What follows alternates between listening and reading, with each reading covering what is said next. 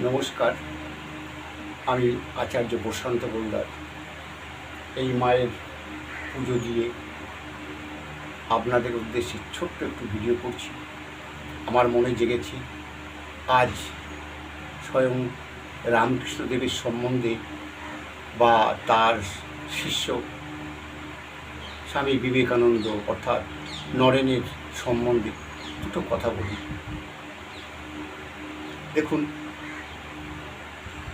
নরেন কিন্তু বারবার মাকে ডিনাই করছি বা পছন্দ করছি না, বারবার বলে আমি বিশ্বাস করি না। তবেও স্বয়ং মহাপুরুষ রামকৃষ্ণদেব তিনি বলেছি, যা না, তুই মায়ের কাছে যা, মায়ের কাছে গিয়ে চা, চাকরি চা, টাকা চা, অর্থ চা, ধন চা, দৌলত চা, বলে বলে ঠেলে ঠেলে নরেনকে রামকৃষ্ণদেব পাঠিয়ে দিয়েছে। ঠিক মায়ের কাছে গিয়ে তখন মা তার হৃদয় অন্তরে বসে তাকে শুধু এইটুকু পাওনা বা চাওয়া সে চেয়েছে, মাগো আমায় শক্তি দাও, জ্ঞান দাও, বুদ্ধি দাও, চৈতন্য দাও বলে মাকে প্রণাম করে আবার রামকৃষ্ণদেবের কাছে এসে বলছি ঠাকুর আমি পারলাম না, আমি মায়ের কাছে চাইতে পারিনি, আমি ধন দৌলত টাকা পয়সার চাকরি কিছুই চাইতে পারিনি, জানি না কেন। এর রহস্য আছে, এর আলোচনার বিষয় আছে, এর জ্ঞান মার্গের কথা আছে। আপনারা নিজেরা একটু অনুভব করুন, আপনি অনুভব করুন, দেখবেন একটু একটু করে আপনার হৃদয় অন্তরে মন থেকে ছাড়া দেবে কেন, কি কারণ। এগুলো হচ্ছে আধ্যাত্মিক লাইন, এগুলো হচ্ছে জ্ঞানের লাইন। তারপর আবার কিন্তু রামকৃষ্ণদেব আবার পাঠালো তাকে ঠেলে ঠেলে, যা না শালা, তুই গিয়ে মায়ের কাছে গিয়ে চাকরি দাও, টাকা দাও, ধন দাও, দৌলত দাও। তাকে ঠেলে আবার পাঠালো, কিন্তু দ্বিতীয়বারে সেম সেই একই রূপ।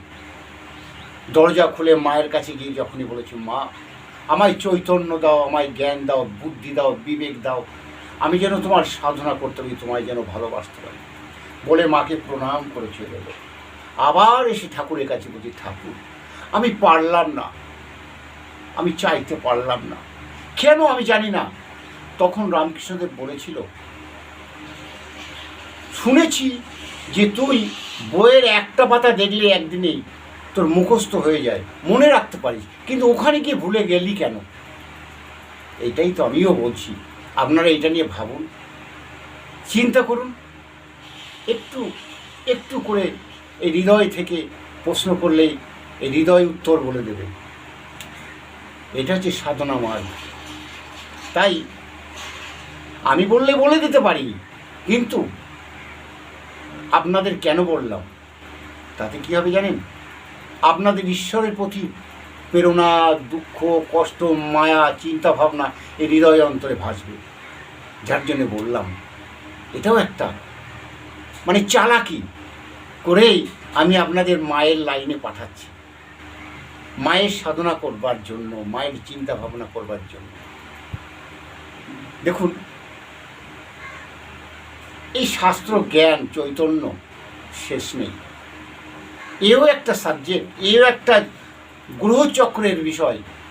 আমরা যে জ্যোতিষী করি, সেই জ্যোতিষীর একটা অংশ কিন্তু রামকৃষ্ণর স্বামী বিবেকানন্দকে পাঠিয়েছিল, বলেছিল তারও ভাগ্যে চক্রে, তার কর্মস্থানে এই নেই, তার জন্যে সে মায়ের কাছে গিয়ে চাইতে পারেনি। এবার ঘটনা হচ্ছে, আমরা তো জ্ঞান পাপী। আমি এই জ্ঞান মার্গের কথাবার্তা যতটুকু চুল পরিমাণে আপনাদের বিতরণ করছি, অনেকে আমাকে পছন্দ করবে না, লাইক করবে না, আবার অনেকে পছন্দ করে, বলে আপনি ভিডিওগুলো ছেড়ে বন্ধ করে দিয়েছেন কেন? একটু একটু করে বলে যান, কে ভালো বাসলো কি না বাসলো আপনার কোনো বাধা বিঘ্ন নেই, কে কি করলো কি না করলো। আপনি জ্ঞানের মার্গে এসে যতটা বলছেন, চুল পরিমাণে মানুষের কাজে লাগবে। তাই আমি তো খ্যাপা মানুষ, কখন কোন ভিডিওটা কখন শুরু করি আমি নিজেও চিন্তা ভাবনা করে পারি না। এই হৃদয় অন্তরে যেটাই আসে সেটাই আমি বলে দিই। যাই হোক, আমি এখন আর বিষয় কিছু বলবো না। আপনারা এই ছোট্ট 1-2 লাইন 2-4 মিনিটের বক্তব্য ভিডিও শাস্ত্র সম্বন্ধে যতটুকু কম বেশি আমার জানা আছে আপনাদের হৃদয় অন্তর থেকে বিতরণ করি। আপনারা এই জ্ঞান মার্গে আধ্যাত্মিক লাইনে মায়ের চরণে, শিবের চরণে, কৃষ্ণর চরণে যে যাকে পারেন সেই সাধনায় লিপ্ত থাকুন, ভালো থাকবেন। আর আমার মায়ের আশীর্বাদ ভালোবাসা নিয়ে আপনাদের জানাই এবং আমার তরফ থেকে আশীর্বাদ আপনাদের জানাই।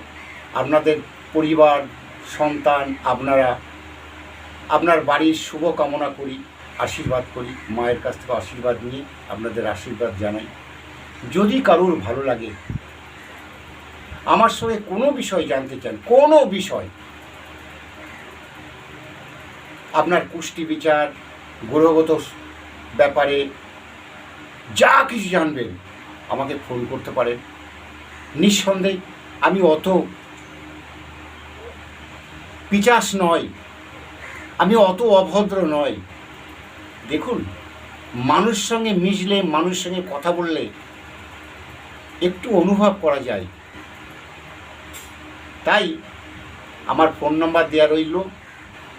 আপনারা যদি মনে করেন আমার সঙ্গে কথা বলতে পারেন যে কোনো বিষয়। আমার যতটা জানা আছে অবশ্যই আপনাদের চেষ্টা করব আপনাদের কাছে উজাড় করে দেওয়ার জন্য। আমি এখানেই এই ক্ষুদ্র আলোচনাটুকু সমাপ্ত করি। নমস্কার। জয় মা কামাখ্যা দেবী, জয় মা কামাখ্যা দেবী, জয় মা কামাখ্যা দেবী। ভালো থাকুন, ভালো থাকবেন। জয় মা।